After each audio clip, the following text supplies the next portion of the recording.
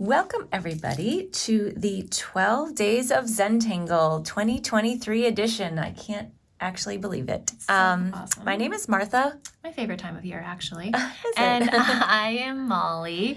We're here to deliver another video in Yes. project pack number 22. That's a little tricky. It's 2023, but this is number 22 project I know. pack. They never would I have thought we would do 22 project packs, but here we are, loving it and coming up with new ideas every time that sort of challenge us and inspire us and just give us something to tangle around for. Perhaps inspiral us? Oh, inspiral us, Martha. I love it. Love it, love it, love it. Yes. So that's a little hint on what we're talking about. For those of you that have been joining us all along, you know that the theme is spirals. We're honoring the Tangle printemps. We're talking about things that Bijou loves. We're going deep into spirals and we're having a lot of fun with it. So please check out our introductory video. Yes, lots of tips there for all these great tools we're using. Yes, and it really lays out all of the tools and tiles that we're using, so you can check that out.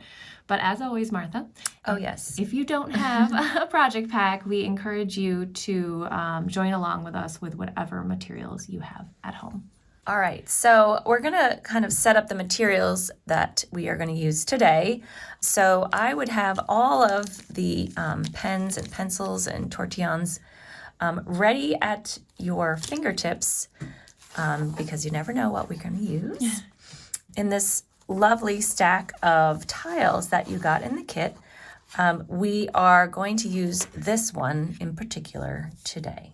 Yeah, it's actually, I said this to you earlier, but this is the string that spoke to me the most. There was something about it that I was like, I can't wait to try that one. So yeah. We are going to use our Micron 01 black pen to get started. But before we do that, Molly, how about we just take a moment to... we should take a moment. For gratitude of being together and just honoring the method and honoring this day that we're spending with each other. Yeah, for sure.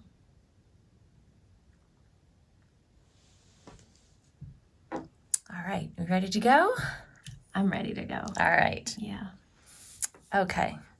So we have so much in front of us here, so many ideas, so many opportunities, but we thought we'd start by kind of emphasizing this beautiful curved line. It's subtle, but it's subtle, impactful, I think. Yes, and it's going to sort of hold our whole composition together.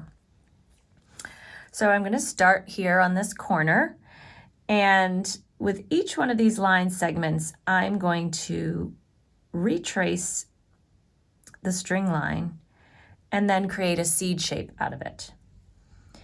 So I'm going to retrace this line here and then add a curved line around it. And it's important to note that, like many tangles, we want to leave a little space in case we want to do something fun inside later on. Yeah, that's a good point, Martha. So yeah, we don't want to be too narrow in our seed shapes. We want to leave some room. It's actually the shape of like a pea pod, you know? Yeah, it has. Snap pea. As we go around, this is more of a straight line, and this is more of a curved line, leaving room inside. And the string line just kind of allows space for you to let go for a minute, to be like, okay, was this what I'm going to do here? And these lines are going to sort of guide me for a moment, which is nice. That's what I love about these pencil drawn strings, is they're like an invitation to be like, well, what are you going to do with this? Yes, and as you said, not worrying at all about what's about to happen. I'm just focusing on these line segments here.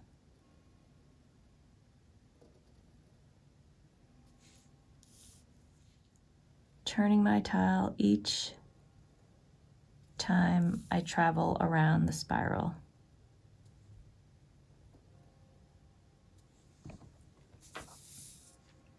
It's a start. It's already lovely. Yeah, nice.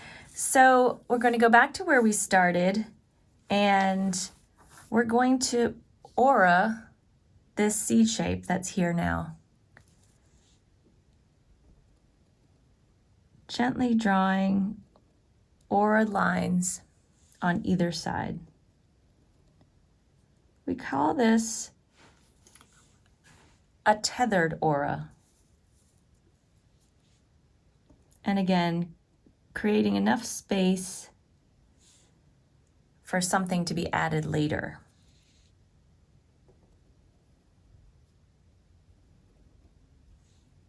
Oh yeah, tethered aura. I like that. Yeah.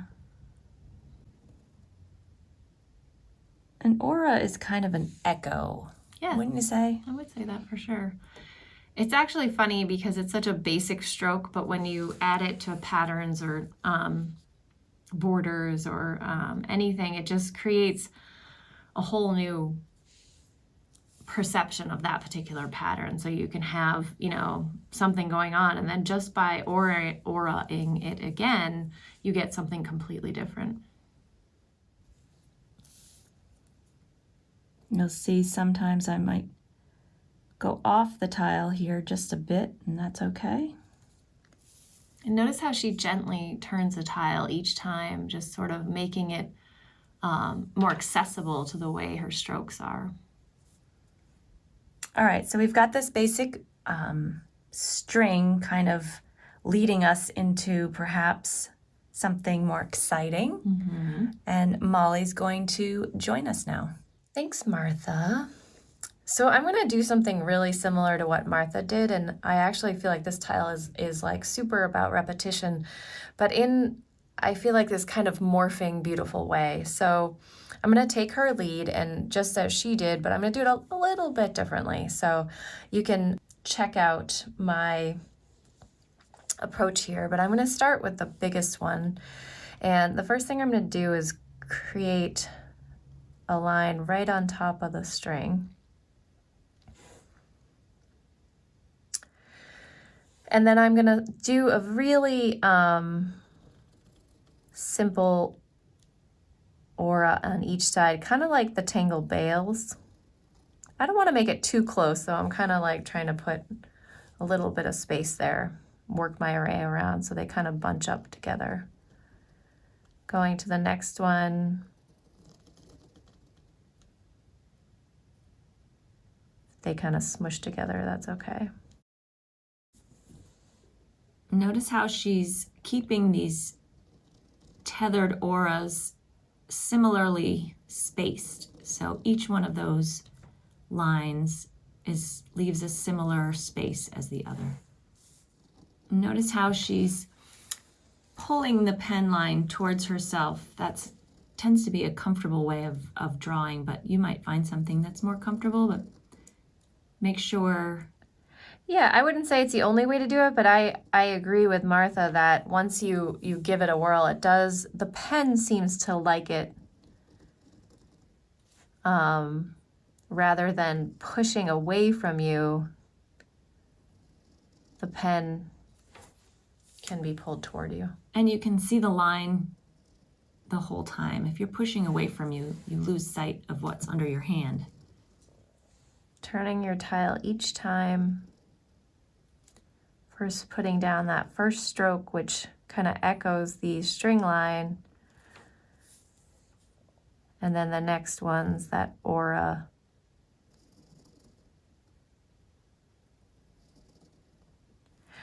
We say this every single project pack videos, but if you wish to watch the videos first and then watch them a second time and tangle along, sometimes you can absorb some things that once you start drawing, you get so kind of encapsulated in your work that you might miss some things.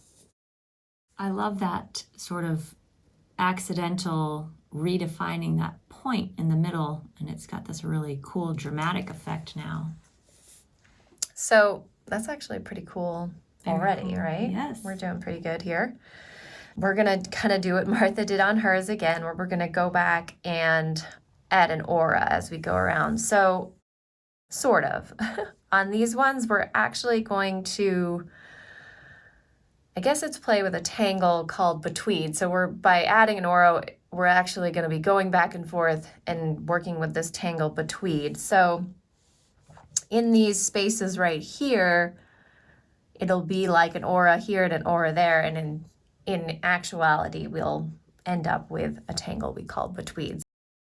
So imagine that we're aura-ing this side, and then aura-ing this side, and then the other side,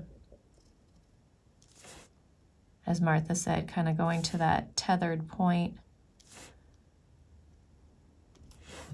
So we end up with something like that, which is really cool. It's a lot like a braid. And then with this little tiny bit at the bottom, we'll just ink that in. So that's definitely one of those ones you might watch first and then come Or you back. can do it again. Or you can do it again, yeah. So let's go to the next space. Imagine like you're aura-ing this one. So, like so. And then we'll go back to the other side. So she's leaving that space each time where she begins the aura. Weaving back and forth.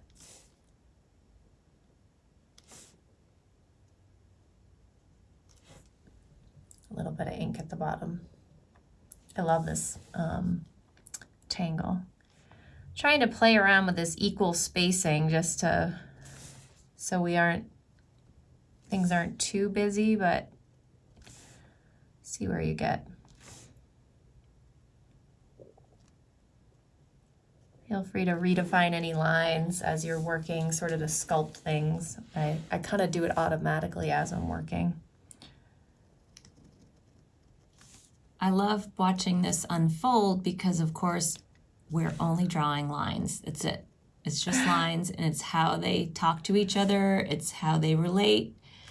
It's how they touch and how they don't touch that creates this beautiful art piece. You notice I do often redefine my lines. I kind of go back over them, sculpting things.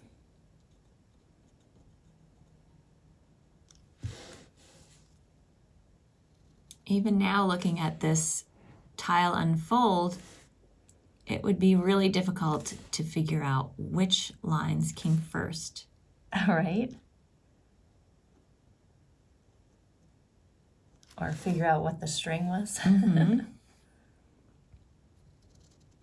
Well, as is the definition of a string, it has disappeared now. Right.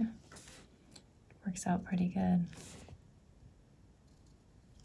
And you could probably do this same thing with other strings we have or other strings you have. Kind of starting with this sort of veils everything approach.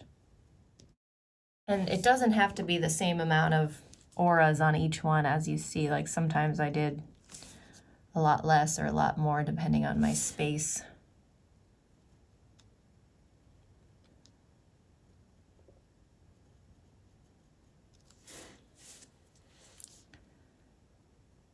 This one's a little different because there wasn't one on that side, so I kind of just put one there and then started.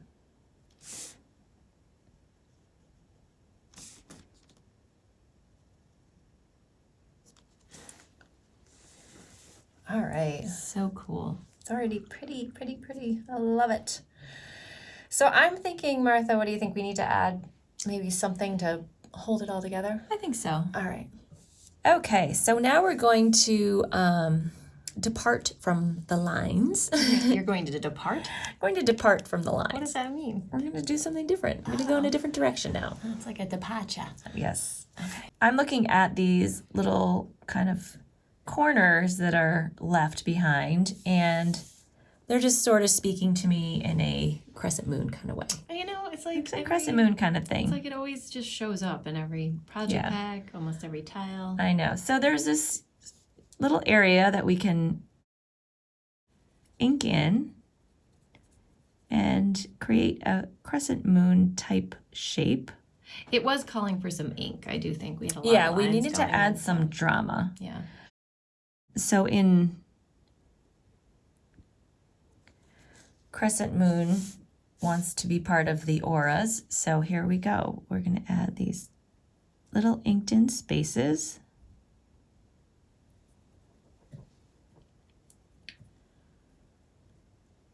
And then aura. Beautiful. And when you add that drama or ink to a tile, it starts to anchor things.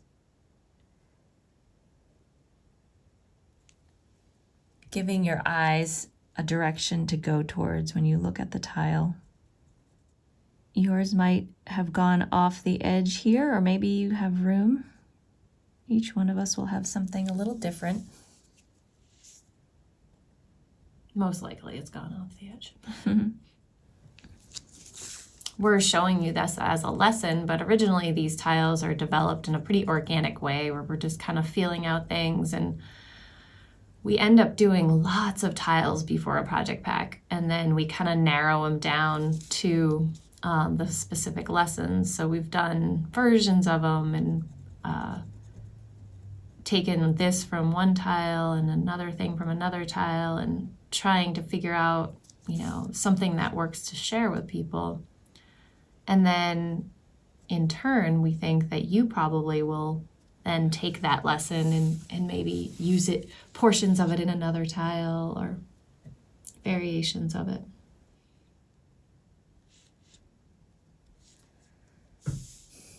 So we're going to continue with this theme, if you will.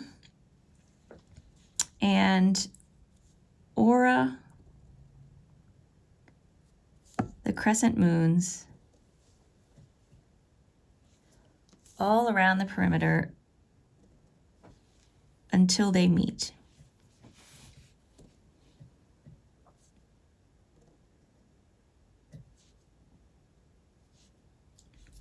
Enjoying how each aura adds to the tile.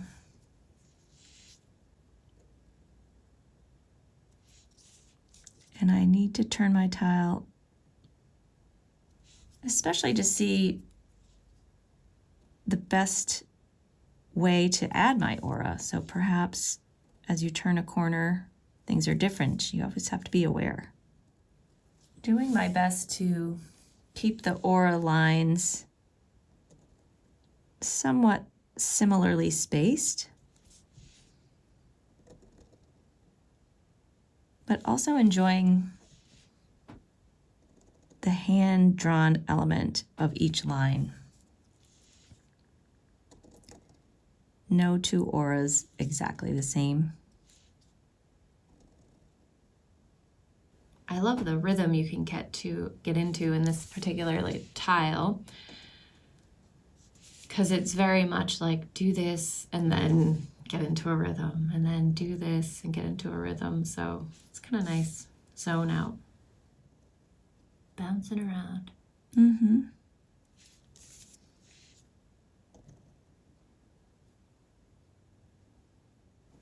And your tile might have less auras or more auras, and that's fine. So any variation is all how it's supposed to go. So don't think like, oh, she's done 6 on this one, I have to do 6 too.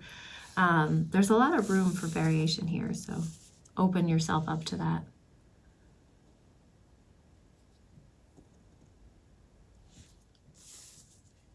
Okay, so my auras are touching, so I'm going to use that as a signal to stop. But again, we are left with these sweet little spaces that I might just add Oh, a little orb. a little orb as it sits, but I'm not filling it in.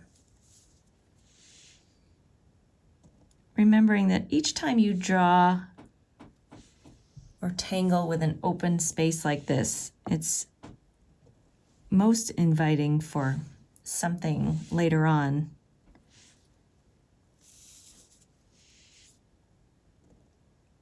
Perhaps it's shading or some color or more ink. It's kind of important in that way that you do things in layers instead of just working all in one area at one time.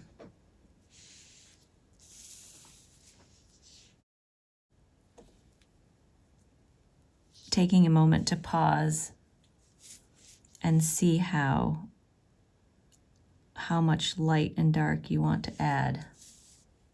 Should we add some color? Oh, we should. Let's start. We definitely just add have some to color. start. We have all these I fun pens in know. front of us. I know. Okay. I'm going to cap my pen.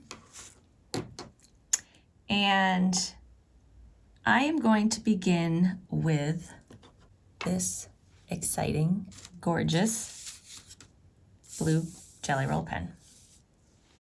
Is it blue? I thought it was green. It's greenish blue, I suppose.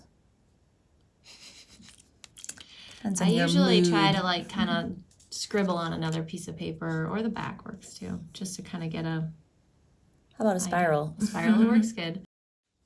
With this lovely greeny blue color, I am going to just start on the edge because I'm so excited to see how that looks in there.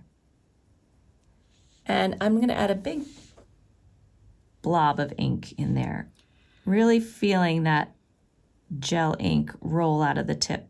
And notice how she's not pressing very hard at all. In fact, you're more successful that way because the ink kind of like sits up, so you're not pushing it too much. It just allows more ink to come out, I think. And I'm not even filling it in totally. I'm almost to the edges, but not quite. That little bit of white area around the edge actually helps keep that gel ink very bright. Oh, agreed. Yeah. So again, being very mindful of the fact that this takes a moment to dry. So I do want to go back into these sort of longer seed shapes that Molly did earlier. And in each one of these, there were sort of two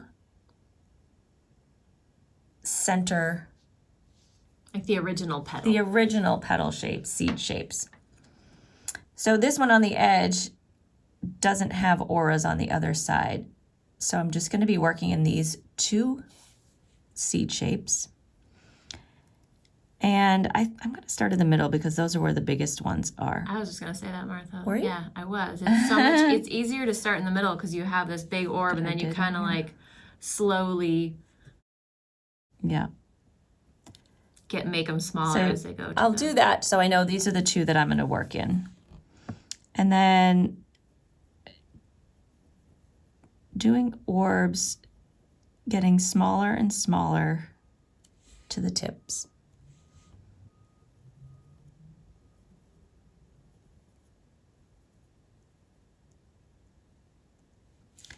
And in each one, I'll do the same. Sometimes it's a mere dot is all you'll have room for. And the fact that each one of these seed shapes is a little bit different. You're not going to have the same number of orbs. You're not going to have the same size orbs. So with this set, I'm going to just do the dots right in the middle so I know those are the two that I'm going to work on. And orbs are sort of the contrasting shape to a line. So you have this cool thing going on with these orb-like textures next to the lines. And I think that's really quite powerful. In sort of Zentangle speak, we use the word orb to describe a circular shape because we know that perfect circles are pretty elusive. So with this section here, these are the two that I'm going to work in. And if you make a misstroke or you choose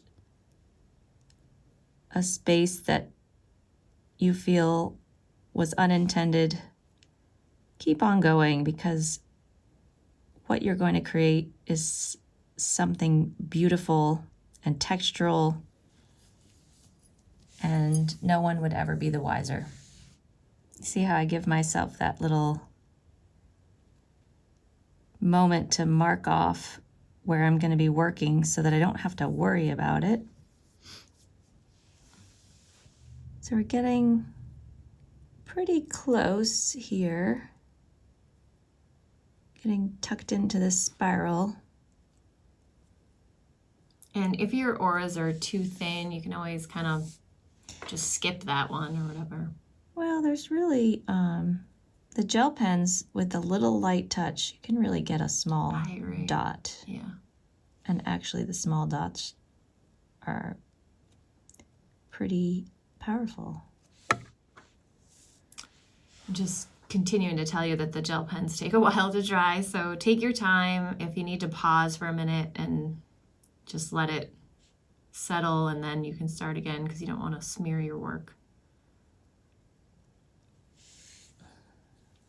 Yeah, so that looks so sweet.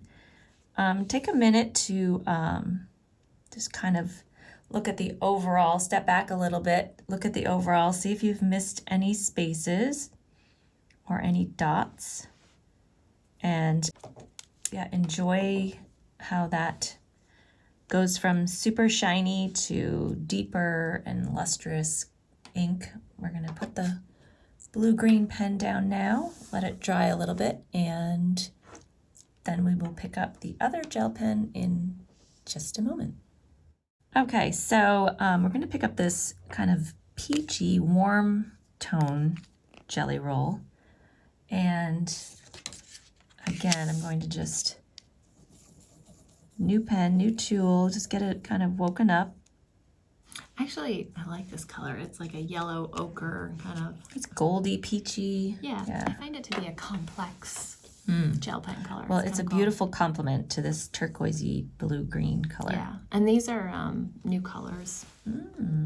Pastel colors. These are a jelly roll 10, so that's the size of the part of the Moonlight collection. tip that we're using. And we all are selling these in a set separate from the project pack too. You can check that out on our website because there's a couple other new colors that are pretty cool.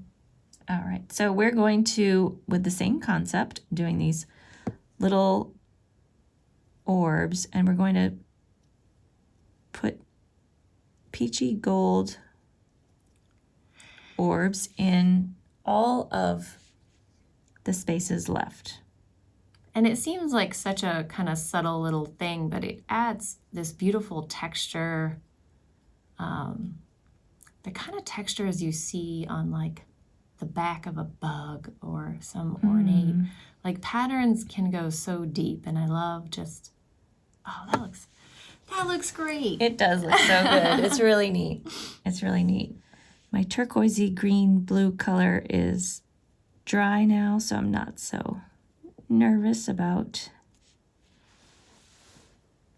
tapping it with the back of my pinky finger.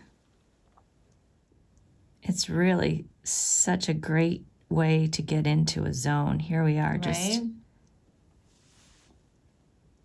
dot after dot, and getting into your own rhythm on how you fill these spaces. If you go back and forth, or do you do one then the other? Do you start with the big ones in the center and get smaller? Do you start from one end to another? You get to choose. And it's really different than just inking it in. You're getting like a totally different look. Something about dots like this they're happy. There's something happy about them. I don't understand what it is, but I'm feeling it. It's like it's very Bob Ross of you, Martha. Yeah. Well, they are. Right? They're joyful dots. Right? I think Bob Ross would have liked Zentangle. I think so too. Sometimes if you're trying hard not to get your hand on your wet gel ink, you can choke up on your pen a little. It's actually kind of a cool exercise to practice different types of control with a pen and with the gel, since you want a light touch anyway. Especially with something like dots, it's pretty... Yeah. I think originally we were talking about leaving that outside space without any color, but I don't know, it's kind of I think go for it. kind of asking for Yeah. it. So I am going to start working this perimeter and do, with the same peachy gold, I'm going to do the outside edges.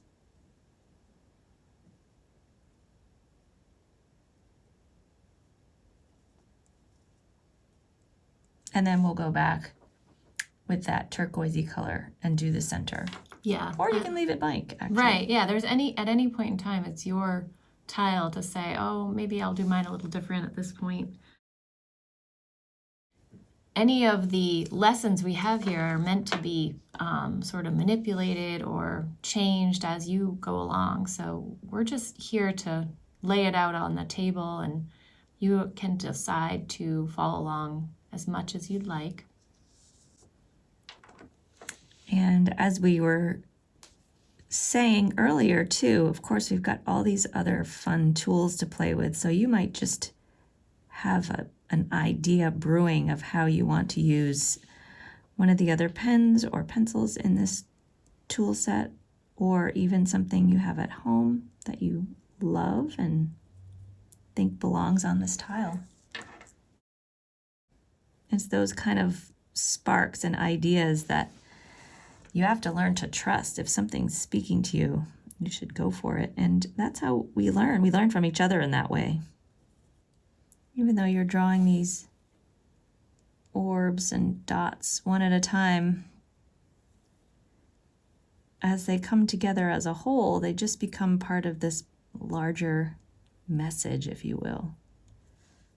And if you so choose, you can also add some of this turquoise blue gel ink to the center. I love the palette on this project pack, and one of the things we do try to do when we design our project packs is play around with techniques, play around with philosophies, and play around with exploring materials and what those materials have to offer. And part of that is color palettes or different combinations of tools. And it sort of creates an elegance of limits. It challenges you to explore how a select group of colors and textures go together. And so it is fun to kind of come up with, something and see how we can play around with how the patterns and tangles interact with those particular colors. And also just how sort of the order of business too, using one tool before another and how they layer and how they change each other.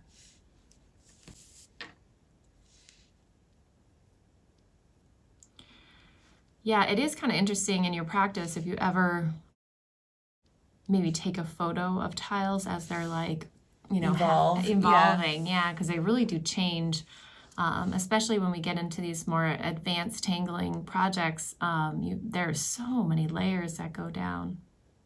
So we've got quite a bit of gel ink going on right here.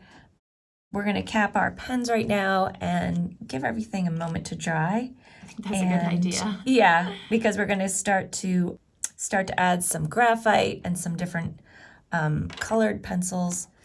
And you really do want to make sure all of your gel pen is fully cured before we start adding the graphite. Yeah, I would give it like 10 minutes. Good idea. About 10 minutes. So we'll see you soon. Okay, Martha, we are ready to add some shading. All nice and dry. Yeah, definitely make sure it's dry. And we did turn off the camera for a minute there and let it sit, because I actually really love sort of this exploratory opportunity to take the gel pens and then add graphite and pastel pencils, but it is a lot of layering and you want to make sure your gel pens are completely dry.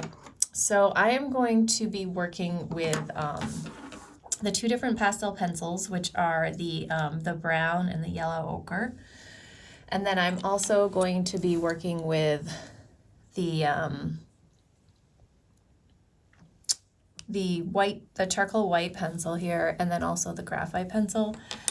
And then obviously all the tortillons. And you can start with them sort of for specific colors, but they sometimes get a little muddied up after a while. But we can really start with a Start light. start light, yeah.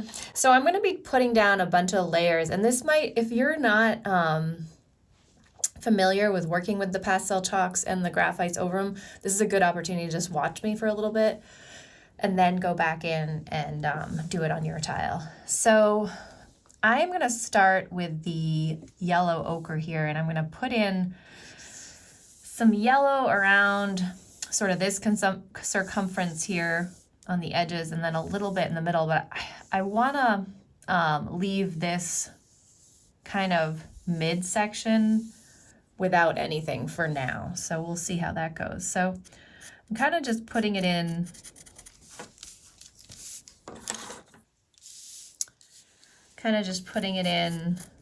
lightly.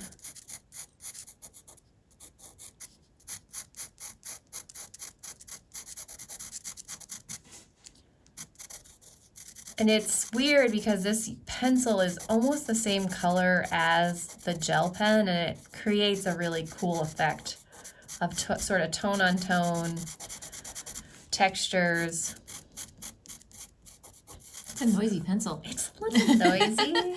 I like that. It's one of my favorite parts about being in a whole classroom full of people that are tangling. It's that sound of the tools, the pencils and tortillons. The sound of The symphony creativity, of tangling. right? I love shading, and as my Zentangle practice has grown over the years, it's become such a rich part of my process, and especially with these sort of more advanced tiles, we spend a lot of time playing around with shading techniques. I love it. It's kind of this more organic step in the process, and to me it adds so much. Oops. Look at this already. Again, playing around with maybe taking some pictures along the way and seeing how the tile develops over time. Not pressing too hard because I don't want to smush my gel ink too much, but I am working right over it. Pastels are fairly soft, so they do kind of forgive once they hit that paper. Right? All right, and then I'm gonna do just a little bit in the middle. Again, working in layers.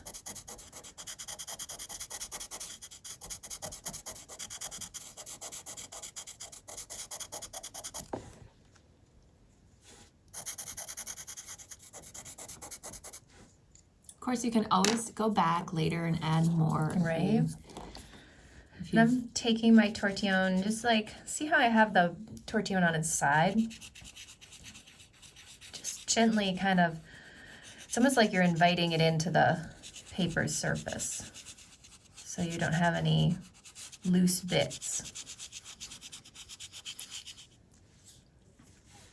And then doing the same. So again, I'm trying to leave this bit here as like, as you can see, this is sort of a natural highlight we're playing with.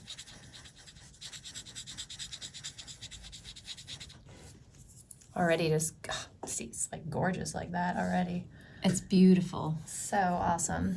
So my next layer is I'm going to play a little bit with this brown color. And I think now I'm going to sort of more work on just sort of this like betweedy area.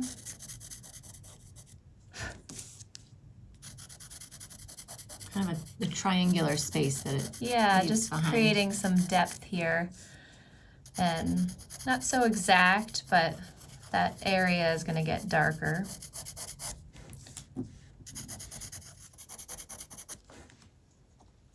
All right. And then once again, taking the tortillon on its side and kind of playing around with inviting those tones into the surface of the tile.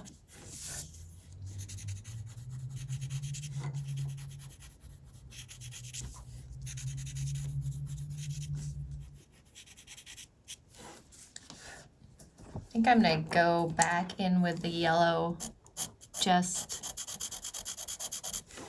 here.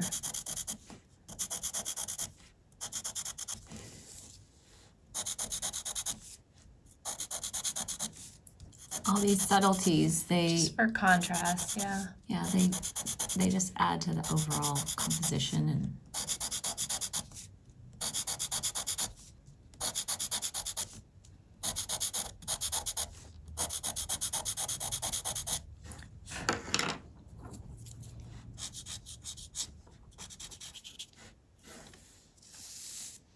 it's already bright in the middle. Oh my goodness, so great. Add a little more.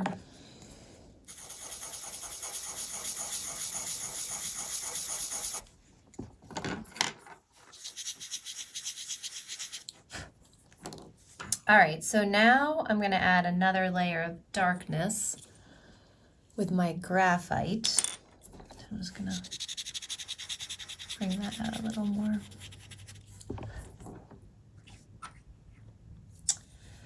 And I'm going to go along the edge first here. Again, on the side to put down a nice soft line.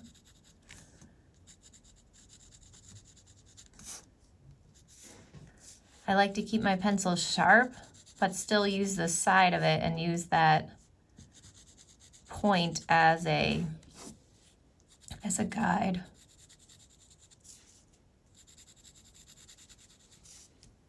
It's interesting how the graphite behaves on top of the chalk pencils. Right. And I think I'm gonna put a nice dark shadow here, sort of where they overlap. And then I'm gonna put some graphite in the middle here.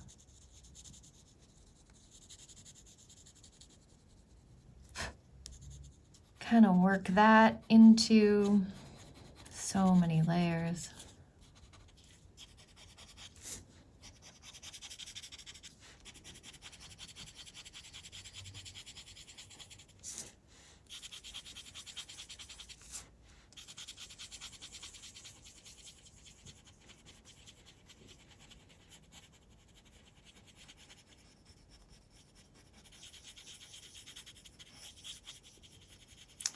And you know, you can kind of be as light on your tortillon or as hard to kind of fade it out. Ooh, so pretty. And then I'm also gonna do like kind of this little detail here where you take your graphite and kind of go down the middle of the betweed. Just a straight line, and it'll add kind of an interesting dark.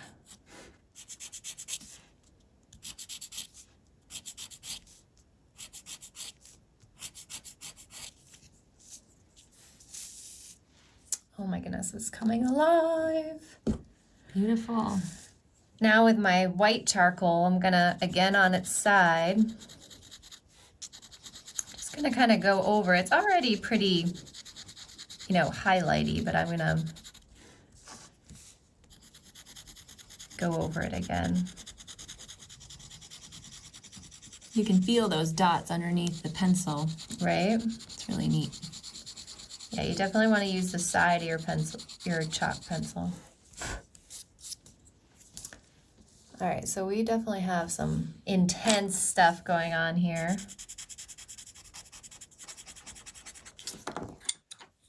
Add more here or there.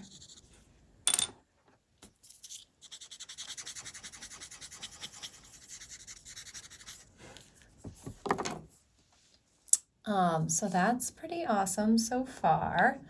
What do you think we add a little shading around here? Around the Miss crescent Martha? moons, maybe. Yeah, I think we do that. So I'm gonna do, I think just a little, just because I think the layering is so impactful. I think I'm gonna go first with a little yellow, and then I'll go over it with the graphite. Again, trying to leave that middle for that natural highlight. Fun lesson on how to take your shading into a whole other dimension.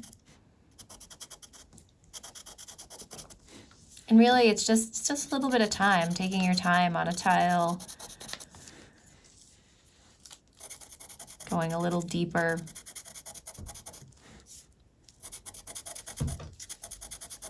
And there's room for all kinds of expression, I really think.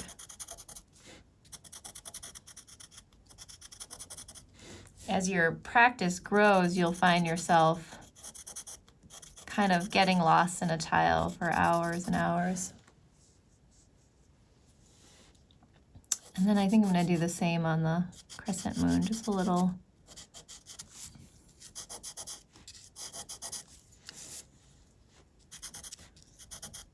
I'm just putting a little down with the pencil so that when I take the tortillon to it,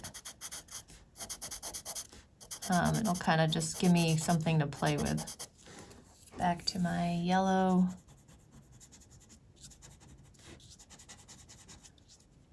We always start out with good intentions of keeping the colors separated from the tortillons, but in the end, when you grab the wrong one, it actually just adds some interest to whatever you're working on. Yeah. It's okay if there's a little bit of a different color or a darker color you weren't thinking you were blending in.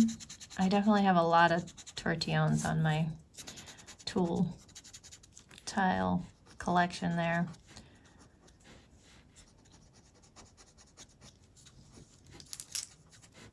And I personally do like to blend as I go instead of waiting till the end, because I think the layers get, I don't know, there's something about it, I think it helps. All right, now a little more graphite.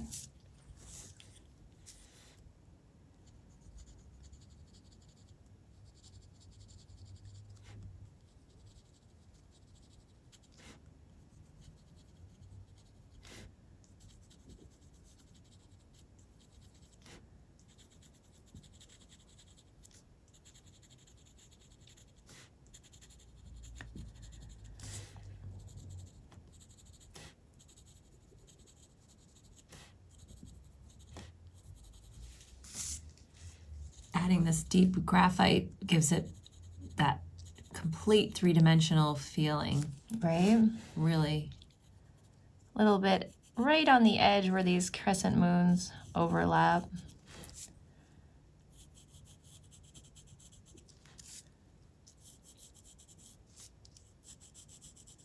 Again, playing with that tip of the pencil, but not like so upright. You're just right kind of having it on its side so you get that soft line, but use the control of the tip of the pencil.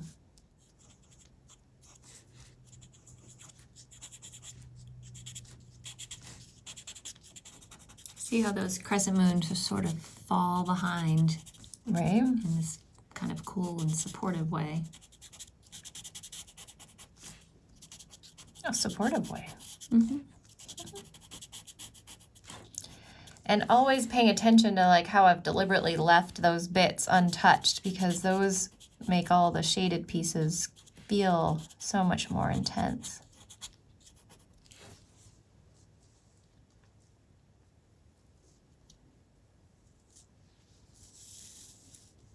That's not half bad, right, Martha? It's half good. And you can kind of go back in with little bits here and there if you're kind of... Sometimes I have to tell her it's time to stop. Oh, Martha! But I mean, come on. Just a little bit more. Well, what's cool about pencil, that's different than pen, and I love them both, but you can put them down in layers, so you can always go back and add a little more.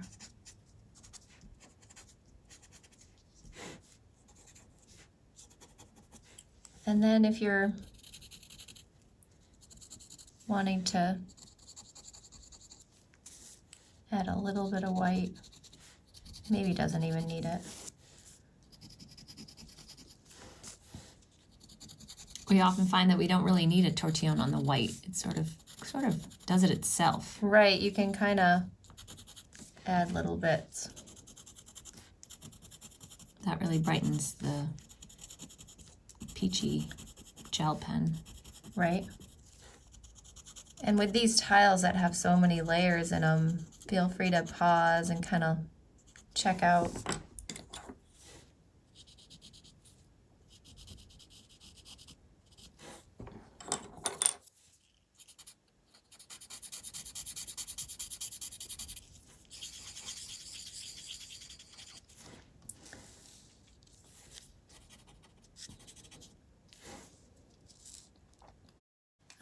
That's pretty good, Martha. I think magic just happened. So I would say, and I think Martha would agree, that we have one more final touch, One more little bit. that I think is really important when you're working with all these layers. All right, so this is actually just one final step that you can apply to many of your tiles, but we're actually going to go back in with our Micron 01 again and just sort of re-emphasize some of the lines that might have gotten blurred with the different pencils, and also perhaps what we call adding a little bit of love, which is basically revisiting a line and adding some bits of ink where two lines meet. So I'm going to start that process by re-emphasizing the whole perimeter of this gorgeous creature here. And taking your time,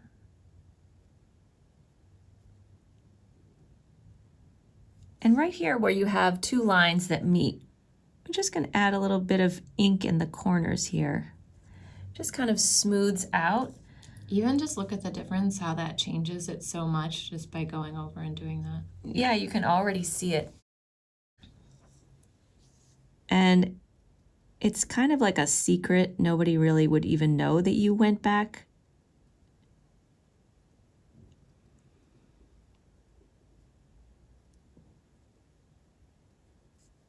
And it's that last visit to the lines. Just this little rounding, we call it.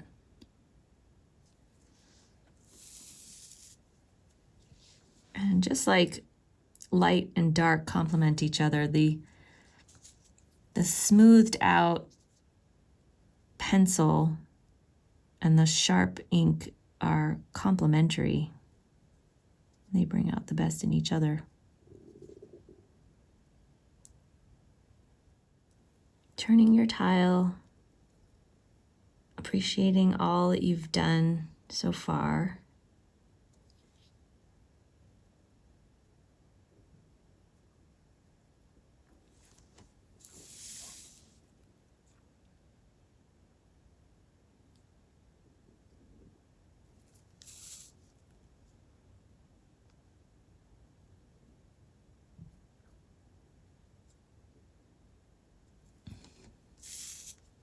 And that's nice.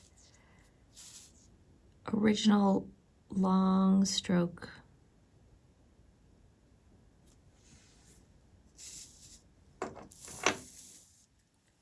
And then perhaps, because there's a lot going on right here, maybe just Oh, yeah. reminding everybody that that's where that is. That makes such a difference, Martha. Good call. Isn't that funny how it does? Right?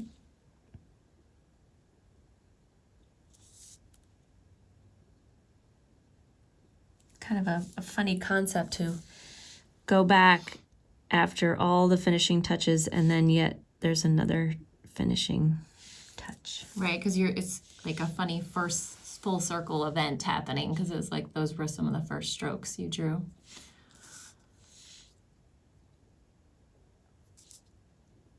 Just a reminder, you can always like kind of scribble your micron on another piece of paper if it gets a little gummed up with. Yeah, it actually pencil. doesn't seem too bad. Not too bad. Of course, anytime you redefine a line, you have that opportunity to sculpt it and make it even more of whatever you intended to begin with. Oh my gosh, this is really beautiful. It's really cool. So cool. I love it. So we have this gorgeous piece, and of course, after you finish your tile, you should always put your chop on it. And since we worked on it together, how about we chop together? Let's do it, Martha.